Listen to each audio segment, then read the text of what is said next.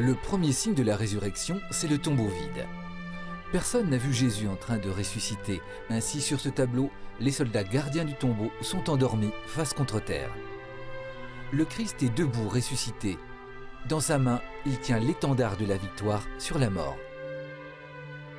À Pâques, Jésus a vaincu la mort. Il est vivant pour toujours. Dans l'histoire des hommes, il est le premier à être ressuscité et à sa suite, les hommes ressusciteront. C'est grâce au témoignage des femmes et des disciples que nous pouvons croire aujourd'hui que Jésus est vivant. Ainsi, les évangélistes racontent qu'au matin de Pâques, des femmes se rendent au tombeau. Un ange leur dit « Ne craignez point, Jésus le crucifié est ressuscité. Allez le dire à ses disciples. » À leur retour, les femmes rapportent tout cela aux apôtres qui ne les croient pas. Pierre cependant court au tombeau. Se penchant, il ne voit que les linges. Il retourne chez lui tout surpris de ce qui est arrivé.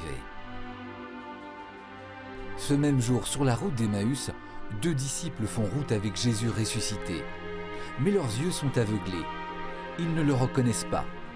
Les 2 disciples lui parlent de ce Jésus qui vient d'être ressuscité en disant « Nous espérions qu'il délivrerait Israël, lui qui s'est montré un prophète puissant. » Quelques femmes qui sont des nôtres ont eu la vision d'anges qui le disent vivant. Mais quelques-uns sont allés au tombeau et ils ne l'ont pas vu. Jésus leur dit alors « Comme votre cœur est lent à croire », en partant de Moïse et de tous les prophètes, il leur explique les Écritures à la lumière de la résurrection. Comme le soir tombe, les disciples lui proposent de rester avec eux. À table, Jésus prend le pain, dit la bénédiction, le rompt, et leur donne comme il le fit le soir du jeudi saint.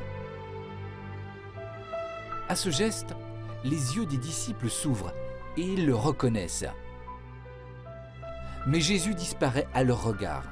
Alors les disciples se disent l'un à l'autre « Notre cœur n'était-il pas tout brûlant au-dedans de nous quand il nous parlait en chemin et nous expliquait les Écritures ?» Aujourd'hui, Jésus ne se donne plus à voir devant nos yeux d'homme. Il est celui qui fait vivre en se donnant lui-même en nourriture et en mettant sa parole brûlante au-dedans des cœurs.